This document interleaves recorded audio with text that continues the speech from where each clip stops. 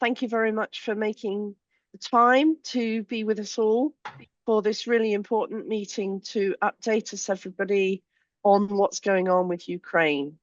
I'm Janine Birtwistle, and I'm the lead for the Humanitarian Service Specialist Advisor team. And also a part of that team is we create specialist teams on particular matters, and I'll explain that in a moment. The meeting is being recorded. I am still admitting people. I'm just going to go through very quickly the usual housekeeping, if that's okay. So, if you are home alone, please put into chat. Cheryl, I've put into your chat, if that's okay, if they're on the home alone, just in case anything awful happens to you. Please, if you can put your district number or your club name alongside your name, that would be really helpful. Please stay muted unless you're invited to speak. We will be having opportunity to speak. We are here together for an hour and a half, so please don't spend 30 minutes talking because we won't have time to hear from anybody else. So let's keep our comments short, our questions short, so that we give time to the people that can actually give us the real events and what's going on and how we can best help. The chat box is available throughout. The meeting is being recorded and may be available either in part or as a whole afterwards. So in Rotary Great Britain and Ireland, we have a Ukraine team, and I'm delighted that that team is actually made up of Rotarians from both within these islands and also from within Ukraine. These are the members of the team, and the only person that I don't think will be speaking is Alan Smith, but I think many of you will know Alan. Alan, do you want to say hi so that your name pops up? Good to see so many here. Thank you, Alan. Cheryl will be talking. Will should be with us shortly, but he's got a problem at the moment with some transport in relation to Ukraine, so he'll join us late. Boris is here. You'll be hearing from him and from Sergei, and the other member of our team, Yulia, is not able to be with us this evening, but Boris, Sergei, and Yulia are from Ukraine. So I don't want us to be doing the talking. What we're going to be doing, the program for the evening, are going to be focusing around children, around mental health and well-being and infrastructure damage and what we can do to help, best support. We'll be hearing from District Governor Alexandra, who I'm delighted has been able to join us despite traveling across Ukraine, I believe, today. We'll be talking about a water fountain project, which really has a big impact for the communities where it is. Friendship boxes and letters, Cheryl will be explaining about, and I hope you know all about those. It's a really, really simple way of engaging with young people and really has an incredible impact on everybody that's involved. Infrastructure, the constant barrage of attacks from Russia and the damage that it does to the infrastructure and how can we best help. There'll be plenty of time for discussions amongst ourselves, and then hopefully Will be with us and he can talk about the collaboration. And then we'll have a last time for questions, ideas and takeaways, not just for the team here, but also for you and how we can work together across GB&I even more than we're already doing before we close. So without further ado, I'd like to introduce District Governor Alexandra Kardin, who I've not met yet, so I'm really delighted you're able to be with us, Alexandra. Would you like me to share your PowerPoint as you're talking? Okay, good evening, dear Rotarians, our dear friends.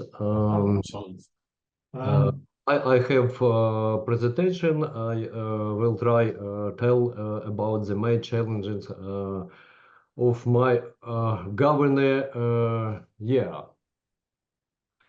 First of all, I want to say many thanks for your support.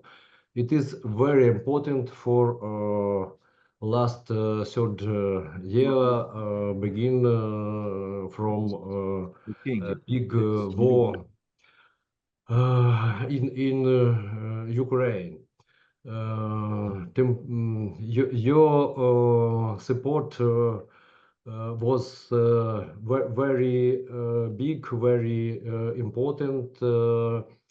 I thank you for temporary modular houses for Moshchun village, funds for 30 houses, generators, funds for more 140 generations for affected by war communities, project to support schools in Kyiv and Kharkiv regions, more than 700 friendship boxes for school children, friendship letters between school children, support of Rotary Resort and St. Nicholas Helpers Project, My Safety Action Support, support of projects book of poems and water fountains, many deliveries of humanitarian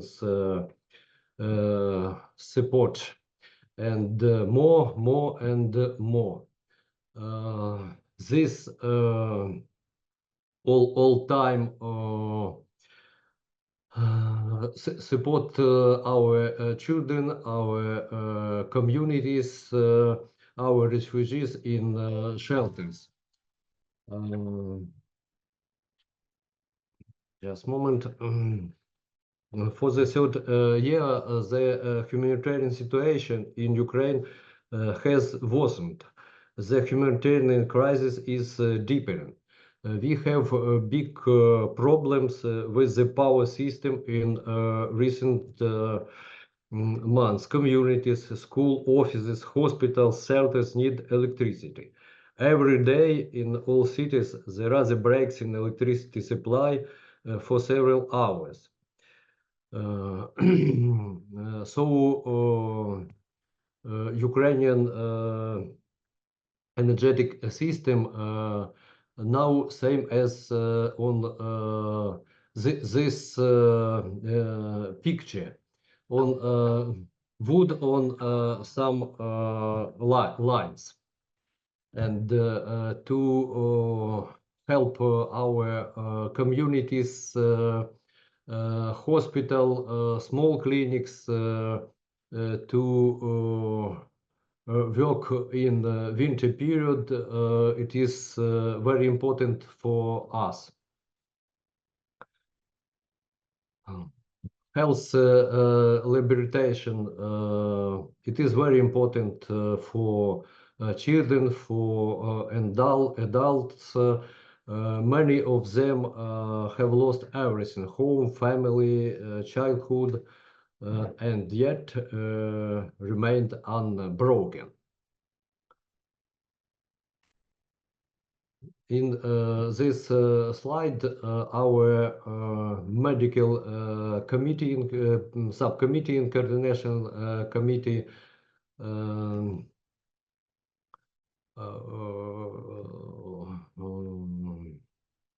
prepared some, please back, prepared some medical equipment inquiry.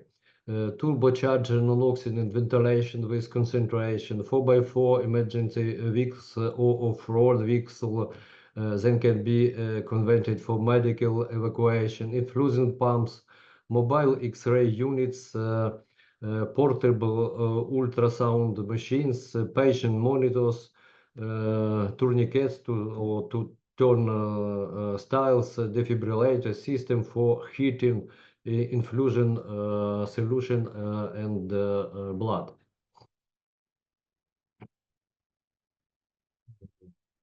Mental rehabilitation. This is a big problem for children, not only for children of our heroes who lost their parents, because every day our children hear some hours sirens, need to be in shelters, sometimes without electricity, so they all have a big psychological health problem. Please, next slide.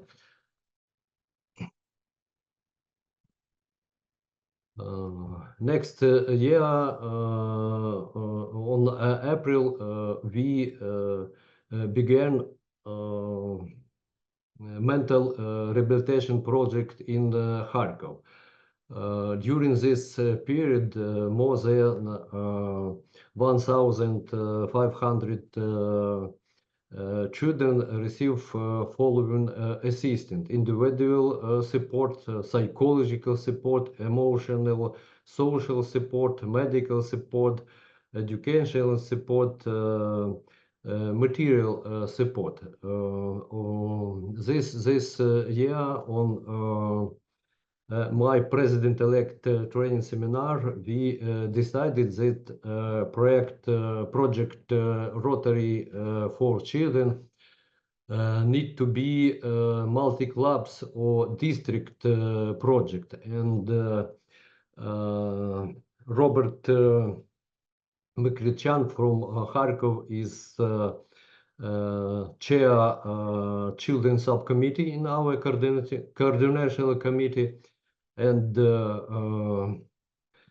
such same project now are in some another Ukrainian cities. Also very important for children rehabilitation camps in Ukraine and also abroad. We have a system every month rehabilitation tour to Poland, where about 50 children get good events and rehabilitation with psychological and art specialist.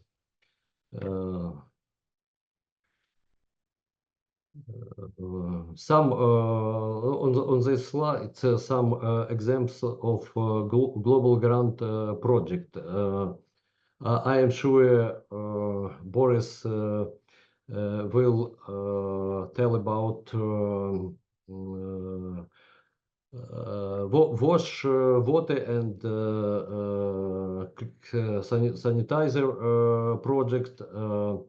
Now in our district we have one project drinking foundation shelter of education institution on Ukraine, host club Rotary Club Vinnytsia Postop. But when I was in Kharkov and met with Rotary Club and mayor of Kharkov wants to give all pupils to learn offline in shelters. So to give them free water, it is very important. Boris, thank you. City Kharkiv. And in my opinion, we have big Ukrainian surgery with mine, so we have some example mobile my safety classes, and this is a good project which is aimed at educating adults and children to preserve their health and life. My colleagues in their presentation also will tell us about next situation, next ideas, and next projects. Every day we have more and more veterans from our soldiers. And now we have such a situation. We need to help them with professional education and their socialization. We have one global grant with American Rotarians connected with professional education our veterans to be specialists in montage to set solar panels. From 1st of July, my official start of my governor year, I met more than 35 Rotary clubs, and in more cities I have had meetings with civilian and military administration in Mayazet cities. They all said that professional education of veterans is now an important task of our government, also our Rotarians. All Ukrainian Rotarians thank Rotary Great Britain and Ireland, all Rotarians and clubs for powerful support. Thank you.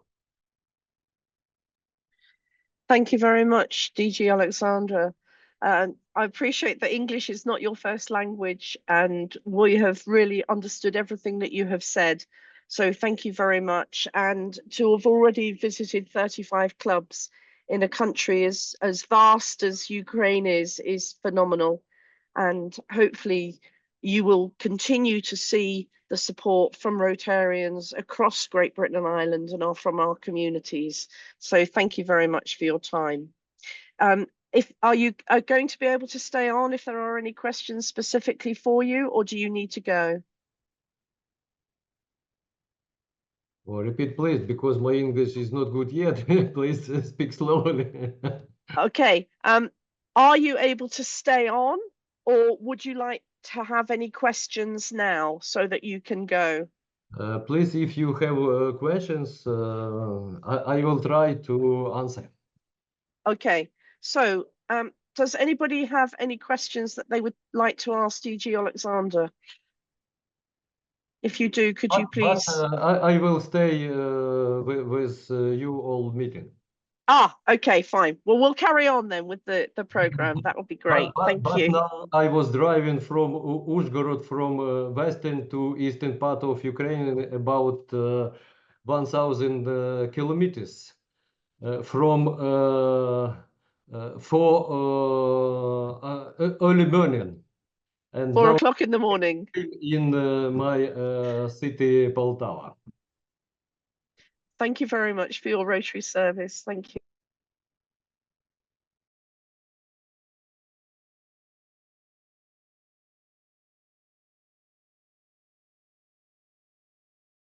The next person that I'd like to speak, please, is indeed Boris, member of our joint Ukraine team.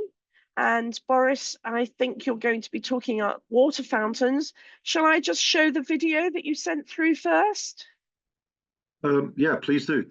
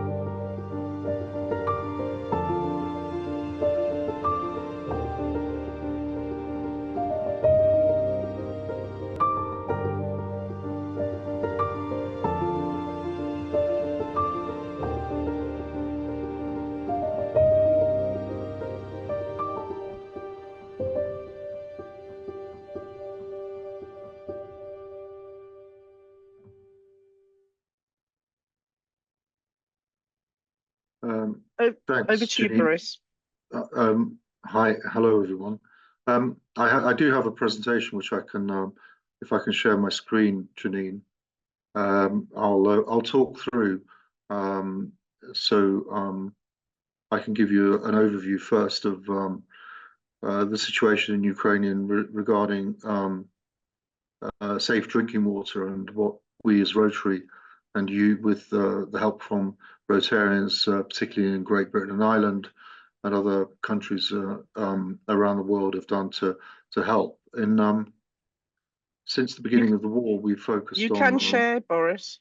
I'll share because the share is about Okay. the specific project, and I'll open it when I get there. Since the beginning of the war, we've worked on appreciating and understanding and addressing the need for safe drinking water in Ukraine. We formed a Ukraine WASH team from the very beginning of the war, and we were very lucky to connect with the Rotarians in Great Britain and Ireland through past District Governor Michael Fernando, who helped us to put together an international WASH group for Ukraine that has been working with us constantly for the last 2.5 years or so, and continue to do so. We meet on a infrequent but regular basis, and they've helped us put together various projects, secure grants, and help us to supply very needy solutions for safe drinking water in the form of tablets, manual filters, many of which come from a company called Griffade in the north of England, which many of you might know, with help from two Rotarian charitable companies, Aquabox and Water Survival Box, who have been immensely helpful. Overall, I calculated several months ago that this may not be a totally accurate calculation, but just as an indication of the help that we through Rotary have provided into Ukraine, converting the various solutions that I've mentioned into equivalent in litres of water comes to approximately 1.6 trillion litres of water that we've effectively provided access to in Ukraine, in various areas where water is a serious problem, particularly in the south and the east of Ukraine and the deoccupied territories and so on. The project that I'll just talk about now is a project that was initiated within the WASH team in Ukraine, and it addresses, and I'll share my screen if that's okay now.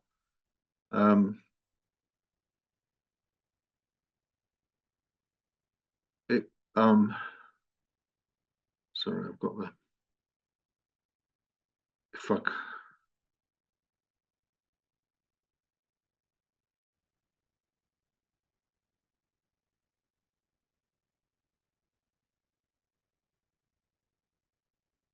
I keep getting messages, sorry, that keep getting in my way.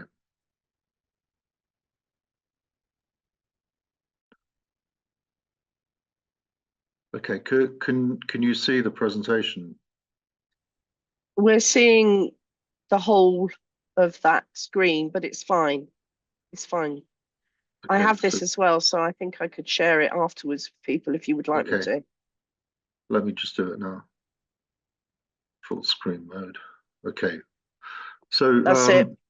the project was initiated to address the problem of providing children in schools who have to, on a regular basis, frequent, as you saw in the short video, bomb shelters in the schools. Some have to spend a lot of time in those bomb shelters, and they need access to safe drinking water. Various solutions like providing bottled water are impractical and very expensive, and we came up with the concept of installing the fountains that you saw briefly in the video in school bomb shelters, which can be very easily plumbed into the water supply in the school itself. Many institutions, in many institutions, the tap water is not safe to drink. So the fountains are equipped with filters that make the water safe.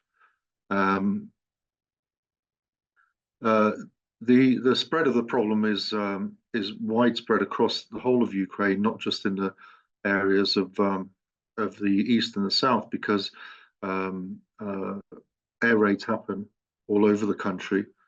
You know, obviously more in the near frontline territories, but they do happen around the country, and so the spread of the problem is pretty wide. So far, we have, as you can see on the map there, some air raid statistics that show how widely the problem is spread. And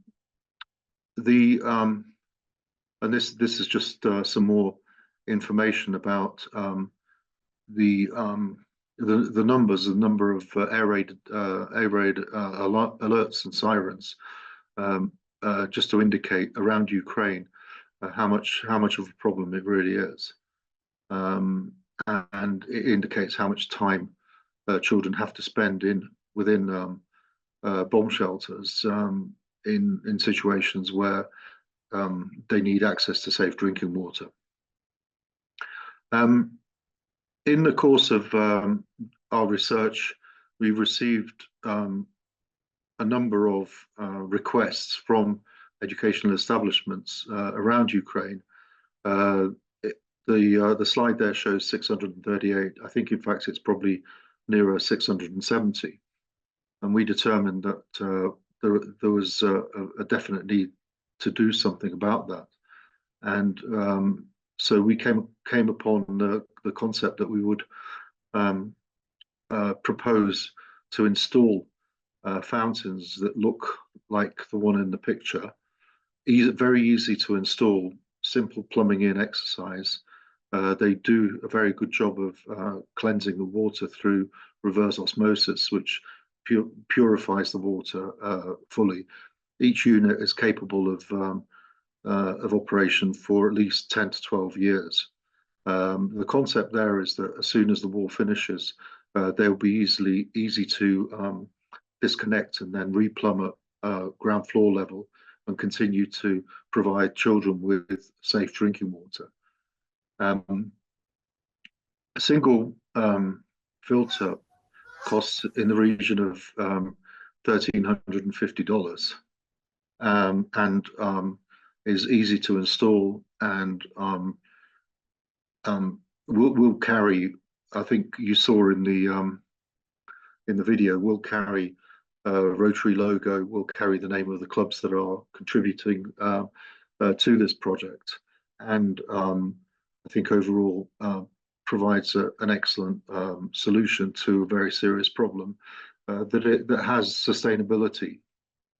It has sustainability from all sorts of perspectives, not least of which is providing children with an understanding of the fact that this is a solution, a life solution, which is being provided by Rotary, giving us the opportunity to visit schools and explain what is this organisation that's helping us to survive this difficult period, and build our network and encourage children, encourage people to set up Rotaract clubs, so there is a very positive public image aspect to the project, as well as providing something incredibly necessary. I'll just skip through the other slides because it just provides a bit of information about where we get them from. There's a company in Vinnytsia, which is why Vinnytsia Postup was a club that's initially running a global grant project for this. We have connections with into this company, and it's easy to see that the solution that is actually produced in Ukraine is the best solution for the job. I'm going to close the slide there, because the rest of the information is about how we're going about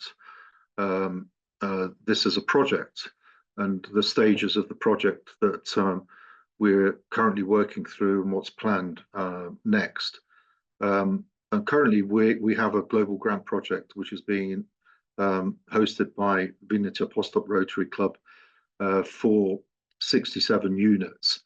67 units is around about 10% of the demand, the requests that have been received from schools around Ukraine. The global grant is in the course of the application process. So we're hoping that very soon they'll be authorized and we'll be able to proceed with installing the filters, the fountains that you've seen. The important thing, of course, is that 67 is, as I say, is only 10%, and our plan is to move ahead and deal with the rest of the requests that we've received, but also to receive to research and help the other educational establishments that have the same problem. So we have done individual projects in various schools, medical centres, etc., around Ukraine, one-off projects which work incredibly well. But our aim is to, once we've authorised this first global grant project, is to really open up the rest towards individual contributions from clubs, districts, individuals, global grant application, or more than one global grant applications, depending on what makes sense.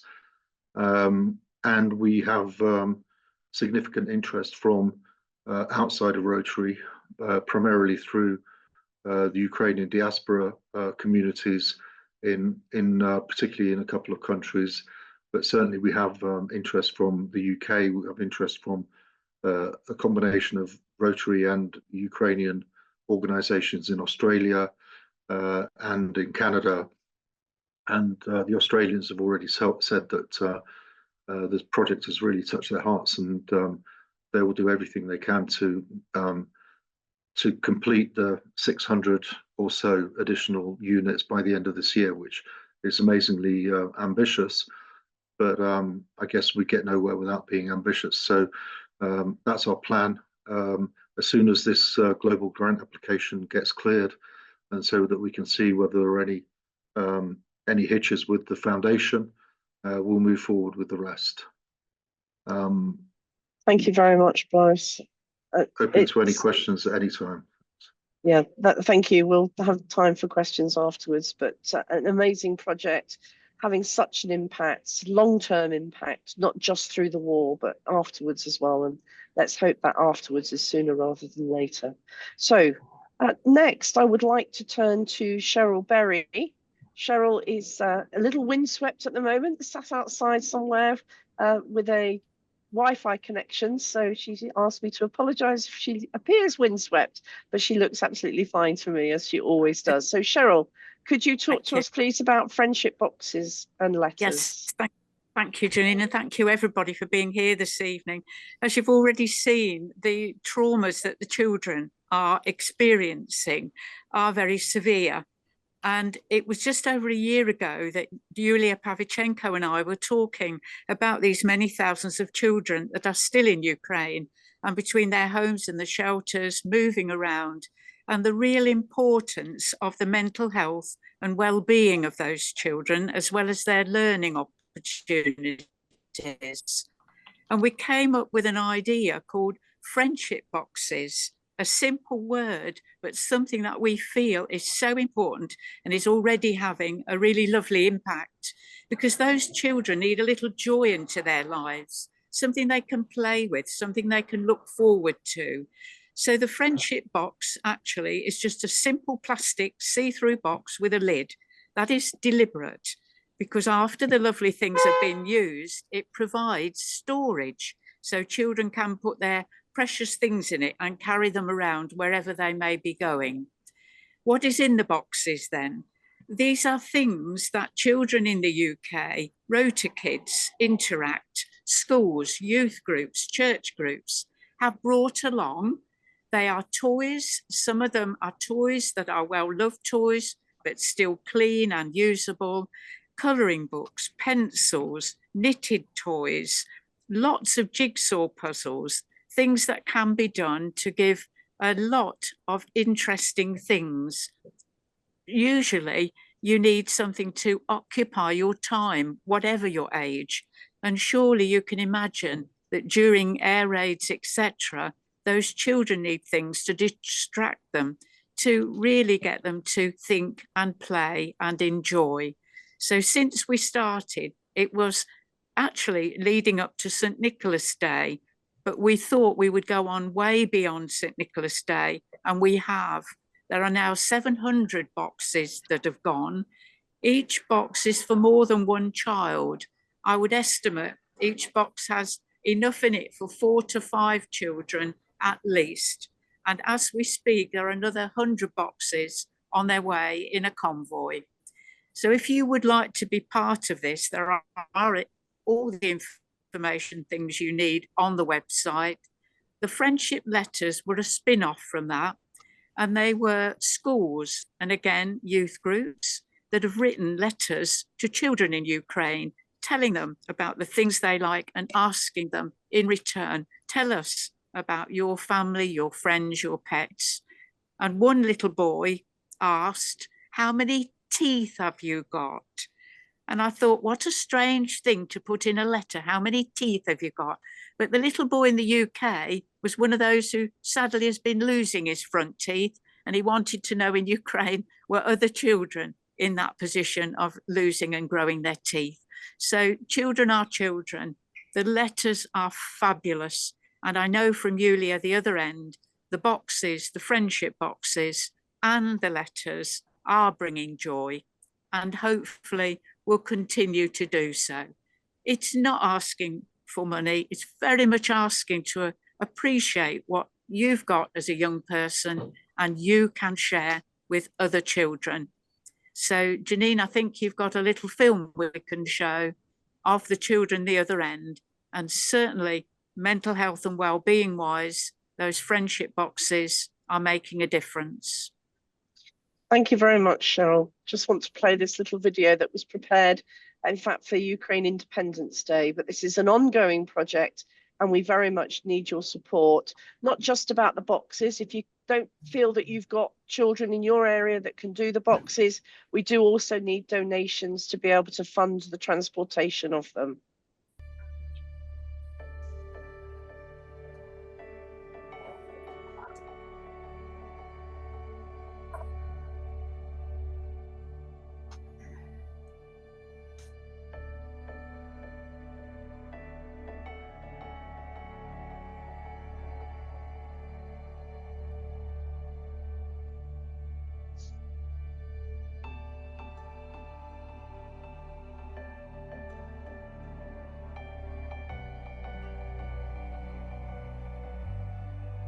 Providing gift boxes for children is always centered around, specific occasions like Christmas or Easter. And we agreed at the time that if we launched something that could work on a continuous basis, because the need is continuous, and there are a lot of children, both in Ukraine and children that quite clearly want to help that are in the UK. And we've seen the incredibly positive response from UK children who provided, put these boxes together and provided them, and how pleased they are when they receive feedback from the Ukrainian children. So I just wanted to highlight the fact that we initiated something that's really positive, very, very useful on a continuous basis. And I just want to say thank you for everybody who's been involved in doing that. And from the feedback you've received from some of the letters, from some of the pictures, how grateful those children are for all of those gifts, and how much it helps them to in their development and distractions from the realities of day-to-day life in some very difficult parts of the country.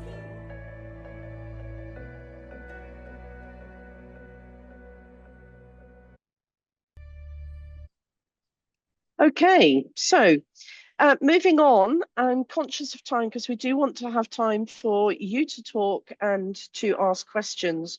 I'd now like to ask Sergei Zavadsky if he could talk to us, please, about infrastructure. And obviously, we're very well aware of the constant attacks that are going on and the issues. So, Sergei, over to you, please. Thank you. Oh, hang on, I'm just going to get past your video because we had pre-recorded a video in case he wasn't able to be with us, but he is, so great. Over to you, Sergei. Thank you, Janine. Do you hear me? Yes, no problem. Okay, because it was not going well with the microphone. Okay, good evening to everybody. I'm happy to talk to such a wonderful and wide audience tonight.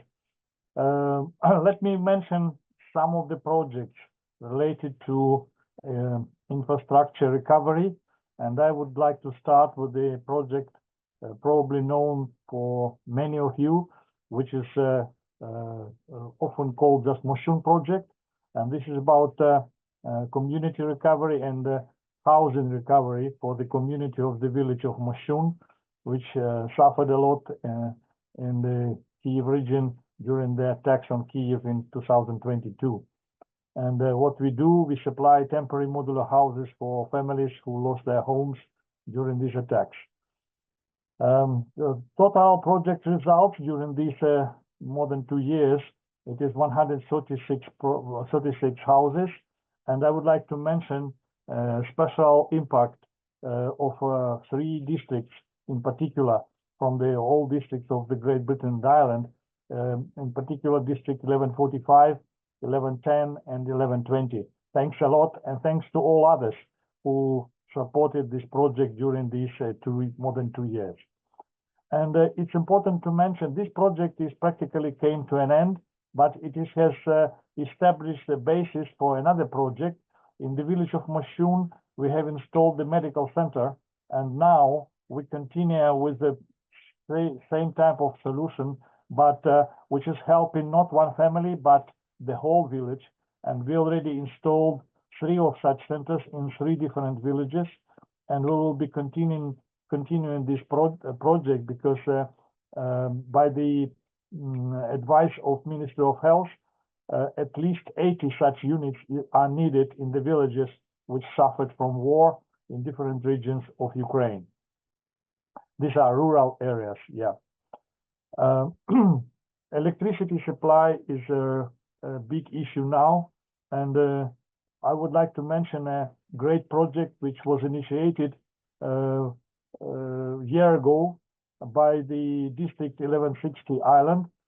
They have fundraised for small generators, small meaning for one family or several families. They have raised £44,000.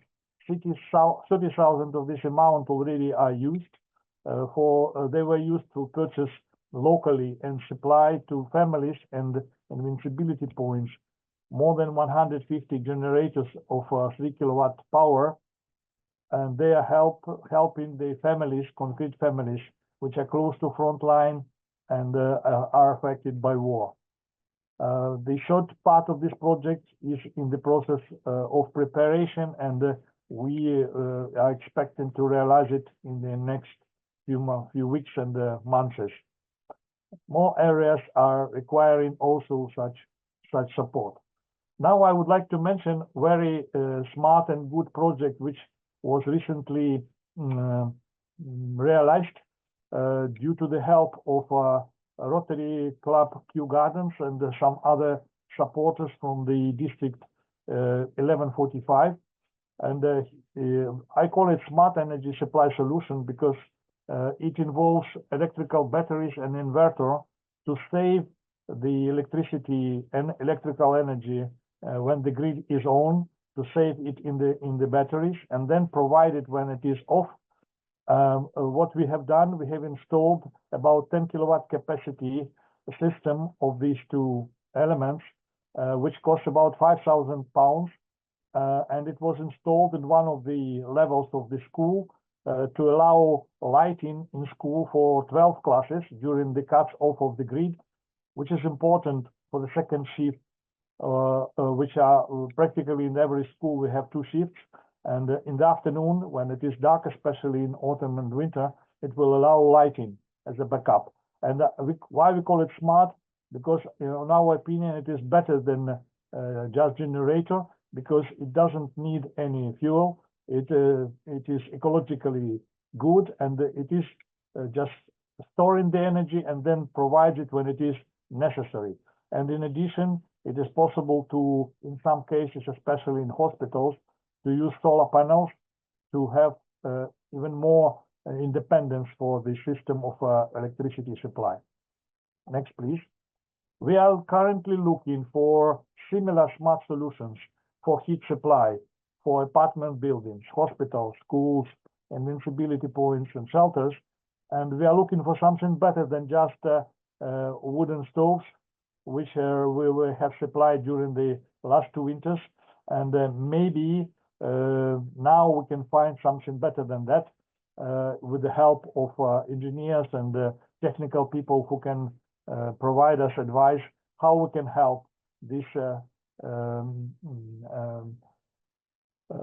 spaces to be heated when heat is not supplied from the general heat supply system. Next, please.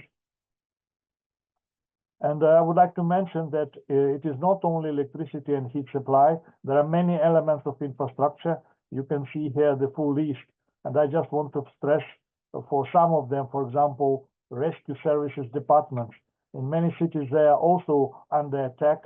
And it is critical to support such elements like rescue departments, firefighters, first aid medical services, because these are people who are helping others during the attacks. And we need to help them too, to stay prepared for supporting other people.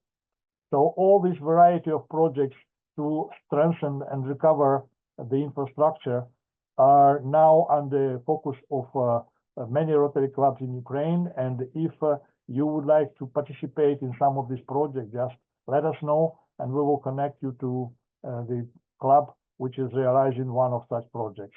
Thank you. Thank you very much, Sergei. As usual, you are a star, as are all of our Rotarian friends from Ukraine who are with us today. So I'd like us now to have a little bit of time for discussion. We do want to hear from Will in a little bit, but let's have an opportunity now to talk and to share. There is one question that we've already got in the chat. Boris, if I could ask you about this one. This is from Charles Crow, whose club is a little concerned about the water fountains, particularly about worries about the power and the water supply. And I know that he also says you've got the funding for 67 of them, but how many have already been installed? But actually, you're waiting for the global grant to go through for them to be installed. Is that correct? So over to you, Boris.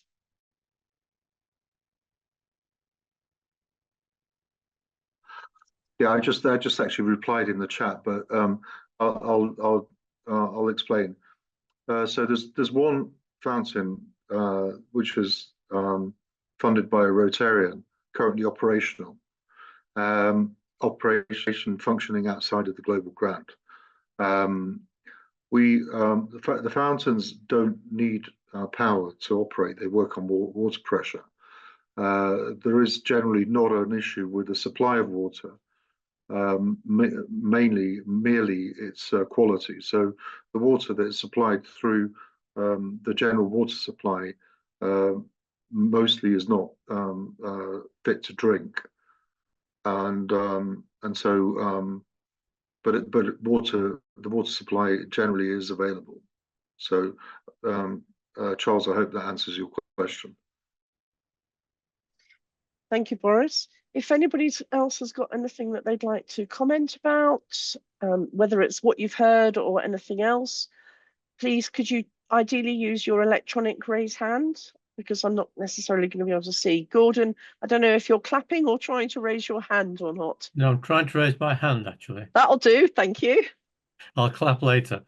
Within our district, which is 1040, we've sent out a number of convoys with different clubs with a variety of aid on.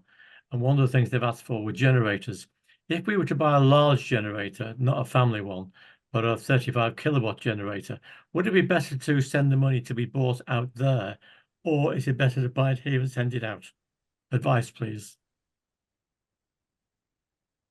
Okay, so Sergey or Boris, would you like to answer that? Sergey?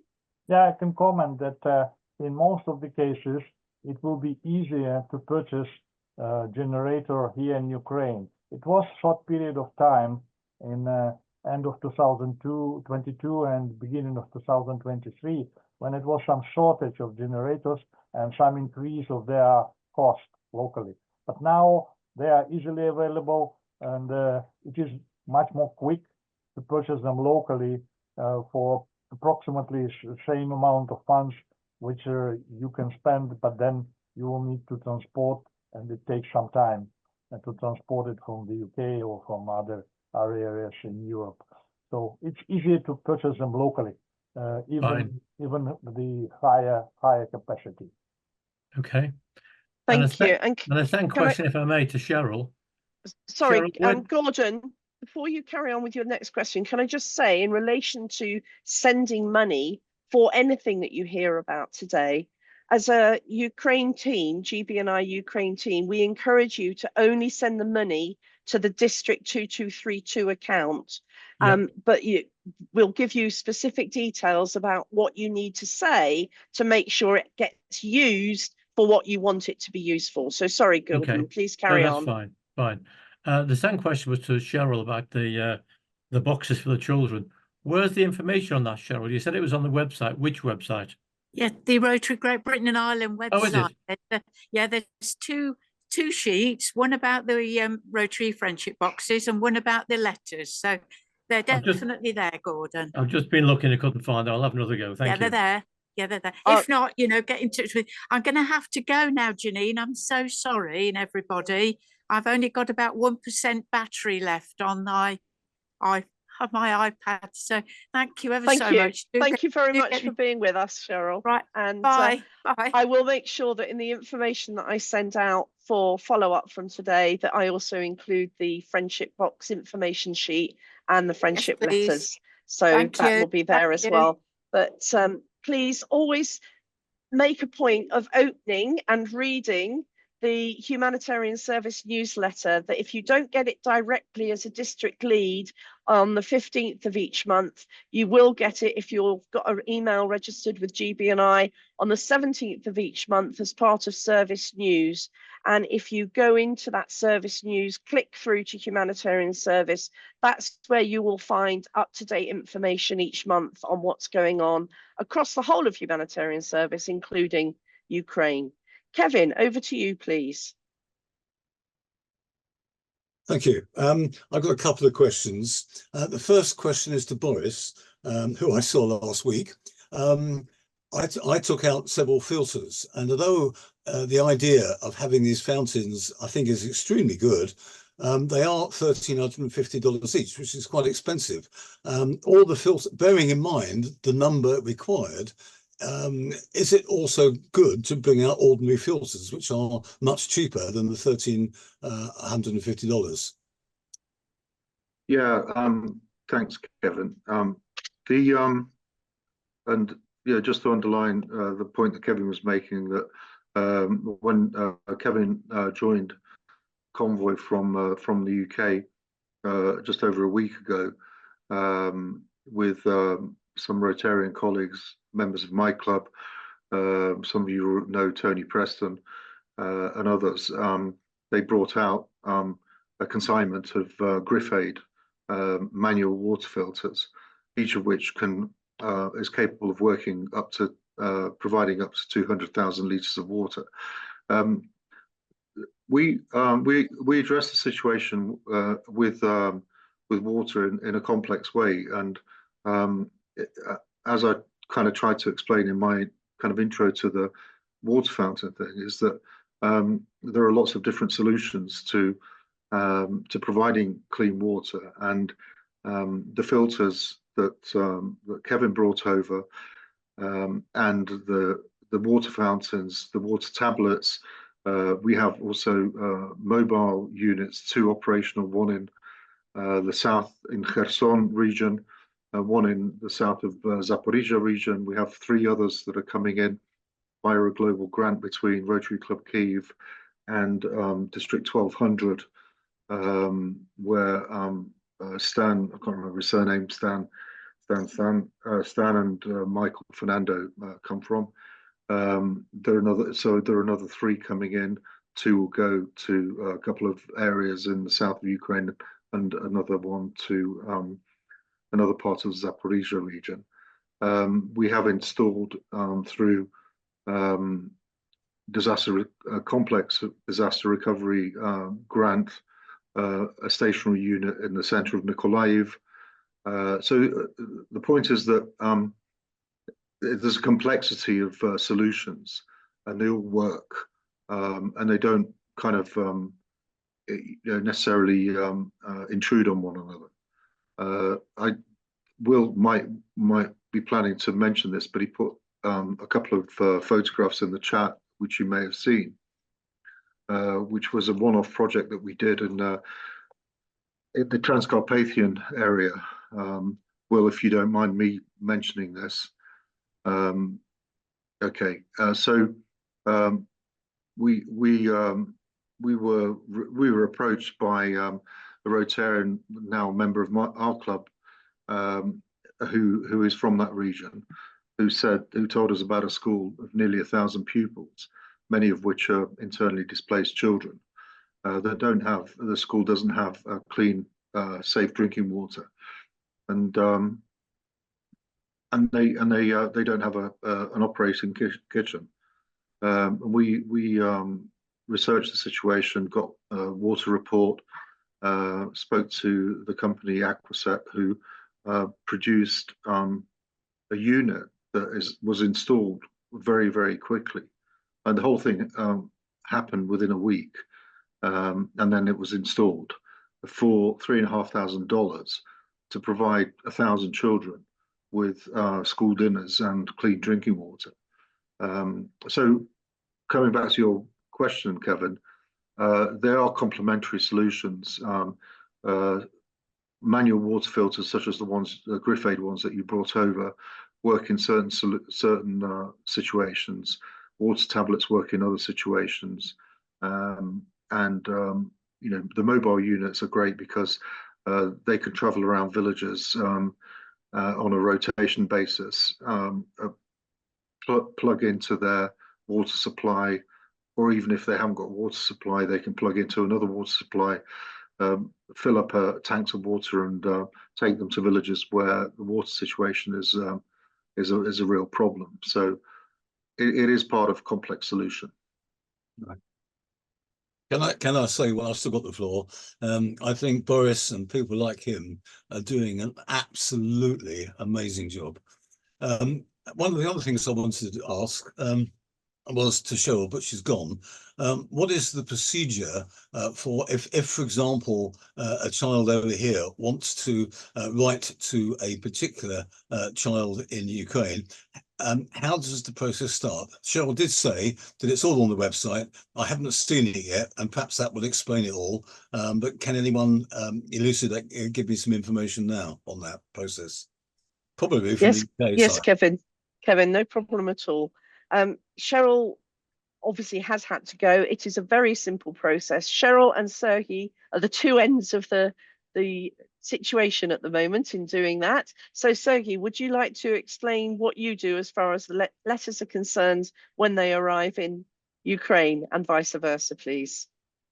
Yeah, our role is to be, let's say, first postman, and then establish the contact. So what we do from both sides, we come to a school and we propose to school children to write a letter to unknown person who would like probably to answer to this letter. And then we send it to we send from Ukraine to Great Britain and vice versa. And if it is written in the UK, it comes to Ukraine, we bring it to school and deliver it to concrete children. And we organize the first reply, and then we hope some of the children, especially when they are advanced grades, would not need our support anymore. They can exchange their addresses and establish. So it's a kind of a little push at the beginning to establish the direct contact between children of two schools, two classes who doesn't know each other, and they start to communicate. We hope in the future. This is the idea. Thank you very much, Sergey, and please be assured that all the safeguarding that is necessary is carried out both in the GBNI end and in the Ukraine end.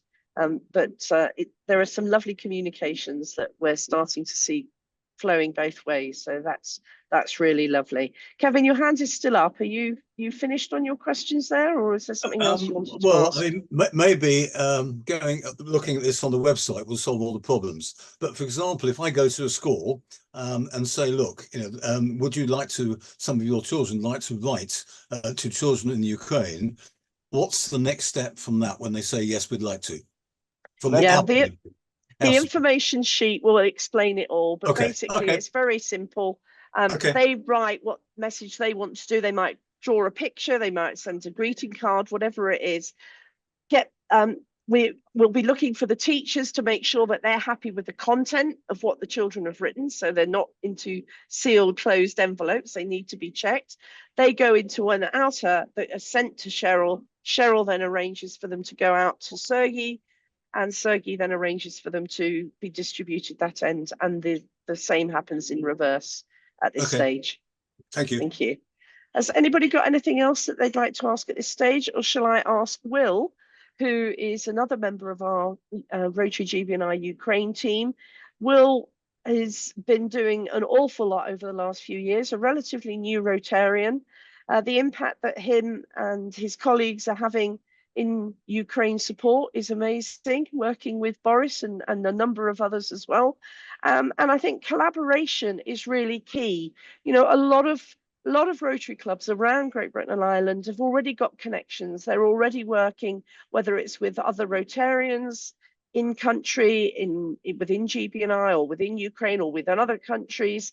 It's about collaboration, but also with non-Rotarian organizations as well. So Will, I wonder if you could have a little talk to us, please, around collaboration and how you're seeing it, and ideas for people for collaboration to increase. Thank you very much. Well, firstly, I will start on the water filter side of things, and also like to say a massive thank you to Boris.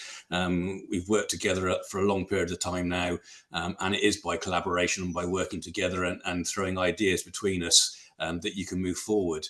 One of the concerns of the questions that have been asked is about power supplies and water supplies and so on and so forth.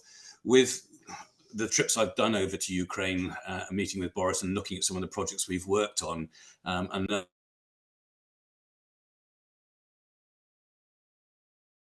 Sorry, Will, I accidentally muted you. Could you unmute yourself? Sorry. Okay, sorry, yeah. So one of the issues that the hospital had was that the generator they'd been given, they couldn't afford to put fuel into. So communicating with groups is very important within Ukraine. And that's what Boris and his team are very good at, is linking, finding out where the information is, and sorting out the issues. With the water filter side of things, working with local authorities, they test the water and put in the right system to work for that school or for the premises it's working on. Collaboration is very important, and the one I'm going to talk to all of you today about is the Friends of Alexandria. I'm a trustee of this group. They're based in Bath, UK. We have the 3 trustees, 1 Ukrainian, 2 Brits, and they're also linked with Bath Rotary. Bath Rotary do the finance, but Alexandria is a city, central Ukraine. We've now successfully completed the twinning between Bath and District and Alexandria, and that has now included working with schools. So in a lot of cases, schools in Ukraine, the second language was Russian, and in many cases it's changing to English. And now we are working with linking schools within the Bath district with schools within Ukraine and having online English lessons. And the schools are working together and having joint lessons with Ukraine and English students. And that also links then with the students being able to send letters and communicate with the students in Ukraine, and with safeguarding and everything else put in place, that can be done on quite an extensive basis. We're also working with them on the local hospital. We supplied 2 generators with switchover equipment so that the hospital operating theatres could carry on regardless of the power cuts. And also with a sustainable plan for fuel supply and making sure that the hospital can afford to buy fuel or has the availability of fuel. We're also looking at solar panels and different power sources, water quality, and improving that within the hospital as well. And also at the moment, fire engines, school buses and other vehicles to be sent out. But with working with the Friends of Alexandria, Bath City County Council, the local schools, and collaborating all together, we've achieved a lot within the one city. One of the things that I've noticed more recently, and on my last trip this June, there's a lot of aid going to the frontline areas. There's a lot of aid that gets to Kiev and Lviv, but central Ukraine and a lot of areas is being missed out.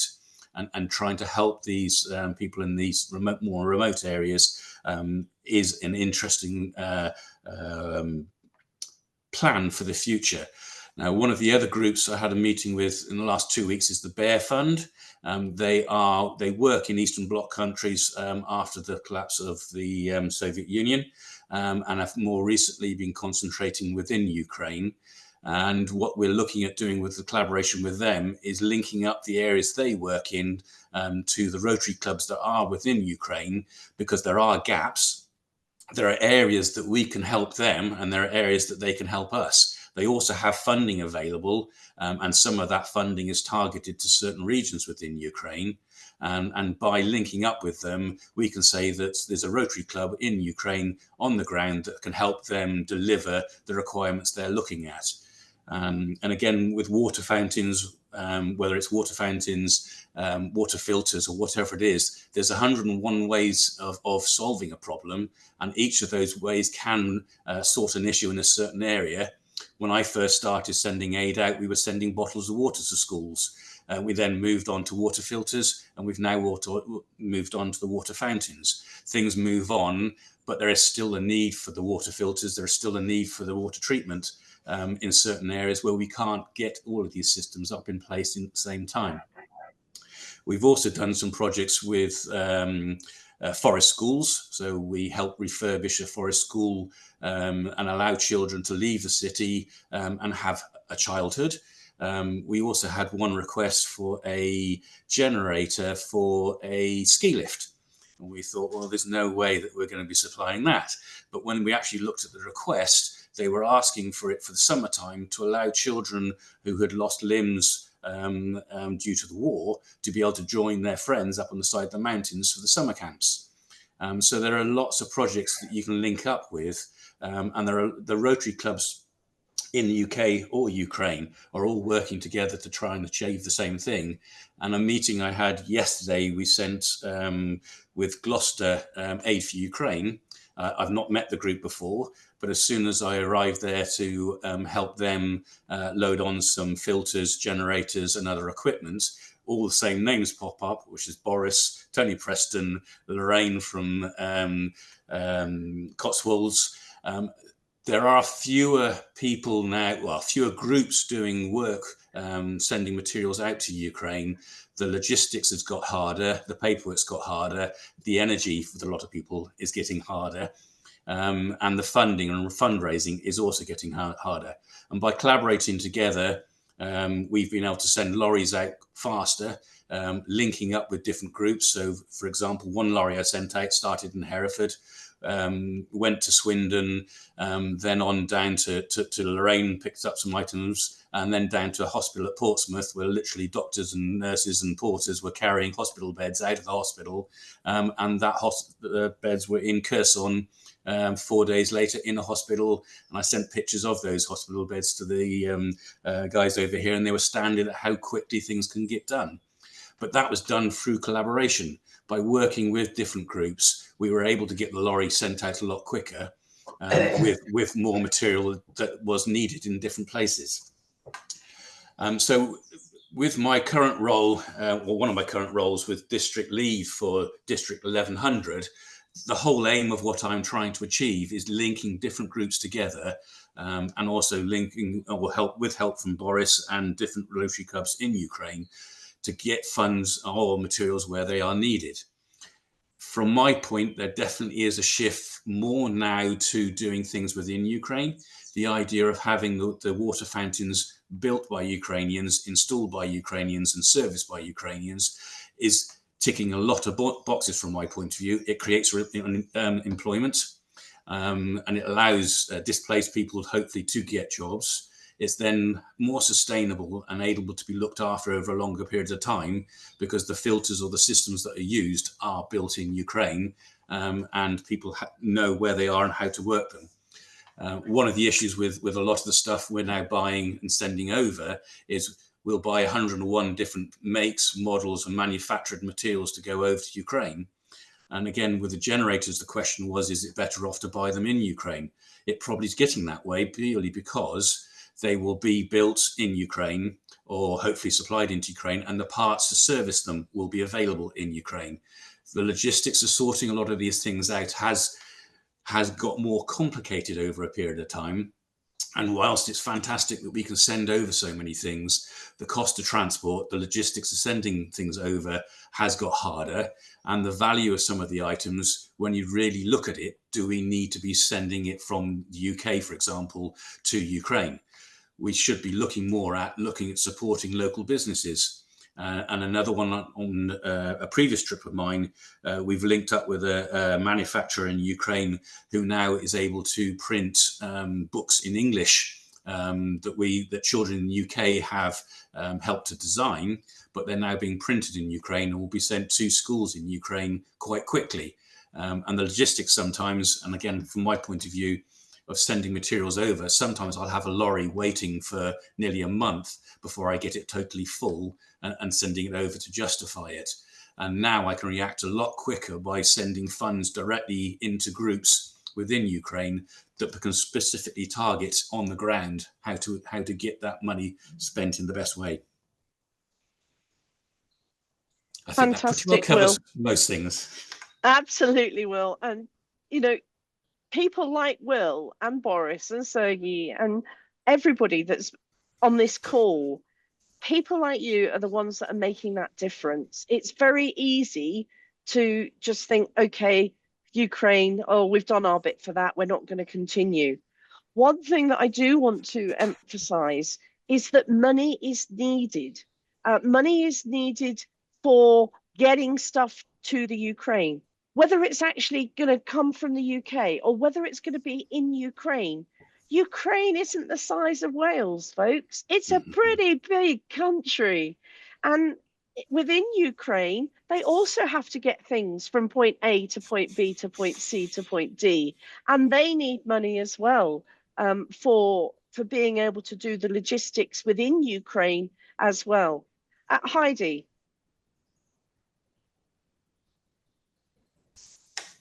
So, yeah, talking about money, you mentioned that you would let us know if we wanted to send funds, how to do, what Rotary Club to do that through directly.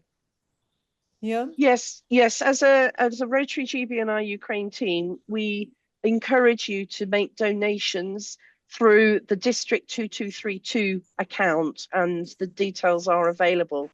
If it's something, for instance, friendship boxes, if you wanted to make a donation for friendship boxes of at least £250, then we can arrange for that to go through District 1110, which actually is my own and Alan Smith's district. They will collect the money and then they will send it out to Ukraine, to the District 2232. But I will explain that in the covering email. And when we send you the things out in the covering email, please, if you think that's not clear enough, or why don't you include this, or could you say that instead? We're just Rotarians trying to get information out that we think is clear. And if it isn't, you need to let us know so that we can improve it. And equally, if you're doing things that you think it would be helpful for others to be aware of, then please let us know as well. Ola, your district governor-elect now, aren't you, Ola? Hello. Hi, welcome. Sorry, I was busy with surgery during my doctor's day, and glad to see you all. And thanks to Janine and to Alan and others. We are on a one boat from very beginning after full-scale invasion during 2.5 years. And we hope our cooperation and partnership will be more and more strong day by day. In District International Service Committee, we started to prepare special English-speaking bulletin. It will be every month, sending to our friends. We prepare it together with Boris as well, because Boris helps with translation in order to correct our English variant. First one you received because we prepared it for the Independence Day of Ukraine in August. This month, this bulletin will be focused on educational programs for children, for kids, and about our peace building initiatives as well. And of course, this bulletin will be connected together with our District 232 website, because we started renovation of this website and started to collect projects from different Rotary clubs. And you could find all this information when we will share you next number of the bulletin. Thank you so much for your help, for support, for Ukrainians. You're in our hearts, really. Thank you very much, Ola. And as Ola said, there have been many, many meetings that we've been at together, and usually she's in scrubs because she's been operating. And what you achieve, as do all the other Rotarians, is phenomenal. I have got a copy of the August 24 bulletin, and I will include that in the circulation to all those that have registered from the meeting. But please bear in mind that, as I keep saying, make sure that people know what it is you're planning to do, because you might be planning to do something that you think is really, really important and absolutely what the Ukrainians need. And it isn't. And it's a pain. And it becomes a lot of work trying to deal with it. So before you come up with some fantastic solutions, make sure that you talk to people like Boris, talk to us on the combined team. We'll make sure that we're connecting you with the right people, and that we're not wasting the time and effort of the Ukrainian Rotarians, or the Rotarians in Ukraine or anywhere else, because they work so incredibly hard. Several of you, when you registered for today, you wanted to know what Rotary in Ukraine is actually doing. What Rotary in Ukraine is actually doing is practically anything and everything. The Rotarians are phenomenal. And I believe that when we talk about membership for Rotary, we say the best advert for Rotary is to be seen doing something that is relevant to today's needs and tomorrow's challenges. I was having a chat with Sergei, I don't know what time it was, in the last few hours, and he was saying that they now have so many people that want to join Rotary in Ukraine. They're actually having a choice of saying yes or no, because Ukrainian Rotarians are doing what is absolutely needed. I'm conscious about time. We must finish within 10 minutes, but Kevin and then Boris, please. Thank you, Janine. Yeah, my question is to William, actually, just now. I thought his presentation was very good.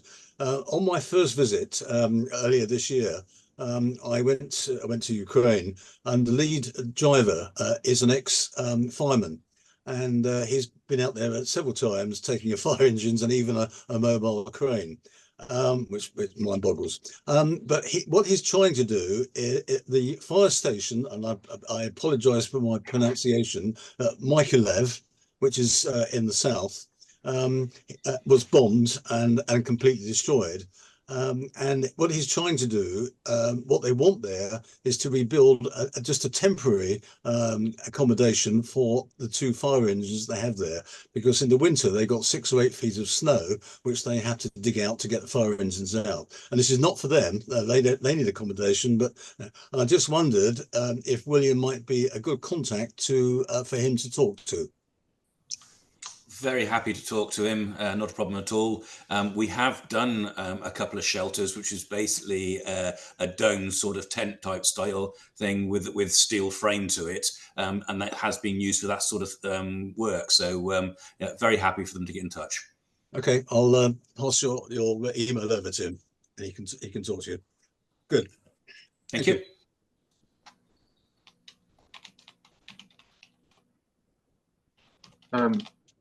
Oh, Janine, I'll be very brief. I just wanted to just to emphasize in a kind of a snapshot way how much Rotary Great Britain and Ireland is actually doing. I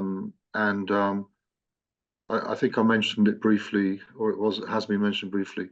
In the course of the last 10 days, we had a convoy of 9 vehicles brought over from the UK, including drivers, including Kevin, who's here, including Tony Preston, who's a member of my club, including Steve Sedelnik, who's also a member of my club, who's based in Whitstable, where Kevin's based, including also a very good friend of ours from San Antonio, Texas, JC Clapsaddle, who's been on a number of these convoys with us.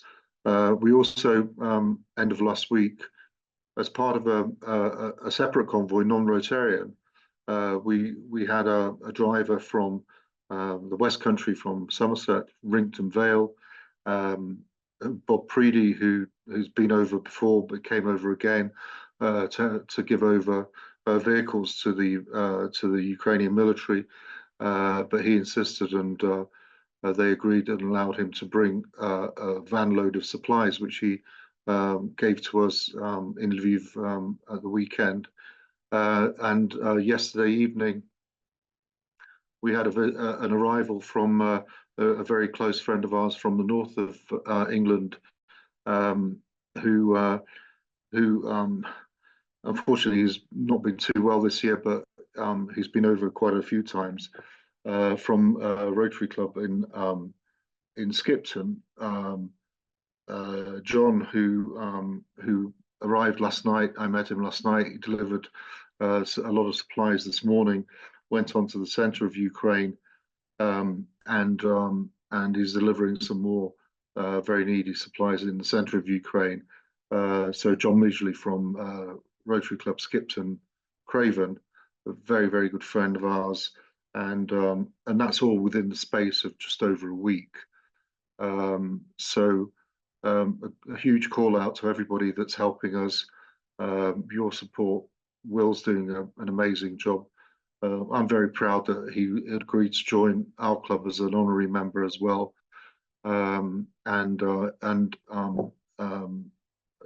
He appeared at our district conference and made an excellent presentation. So the message is getting across. A lot of people in Ukraine understand and appreciate the value of what Rotary Great Britain and Ireland is doing for us in Ukraine. I hope that kind of little snapshot gives an indication of how important it is. Thank you very much, Boris. And we also mustn't forget that a lot of clubs across Great Britain and Ireland have also been working really hard to ensure that anybody that is from Ukraine that is now living in their communities is also given any help and support that they need. And in many instances, that's now they're integrated into the community, but that doesn't stop there being an ongoing need. So we've only got 3 minutes left. So Sergey, William and Kevin, you've got 1 minute each left, and then we're going to close for today. Thank you. Sergey first. Thank you, Janine. One of the final messages is to give you an example of when Rotary Club focus on certain area, certain project, and this is a Rotary Club of Kew Gardens. Member of this club visited Ukraine, have seen 5 schools, and within 1 year, Robin Jovit, during his activities, was able to fundraise more than £50,000 to support these concrete schools he had seen. And now, on the basis of this experience, we have another project built up to provide these schools with the STEAM classes that they need, and so on. So I just advise to focus on certain area, select what is hitting your heart, and I'm sure the results will come, and it will be really helpful to us. Thank you. Thank you very much, Sergey. Will.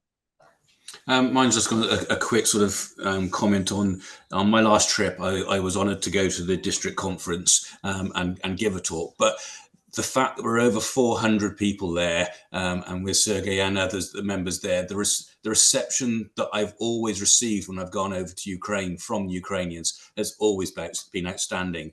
And the fact that that many people took the time to give up their time to meet at the conference, the amount of work that Ukrainian Rotarians are doing is outstanding. And again, from Boris's point of view, I don't know how you cope with all the phone calls, the messages and everything else from so many people that are probably hounding you a lot of the time. But I'd like to say thank you very much for the reception, for how we are always looked after so well when we do go over. Thank you. Thank you very much. And indeed, these people are not just helping Rotary Great Britain and Ireland and the help that we're providing to them, but they're liaising with Rotary clubs across the globe. What they do is just astonishing. Kevin, over to you for the last word, and then I will close. Thank you.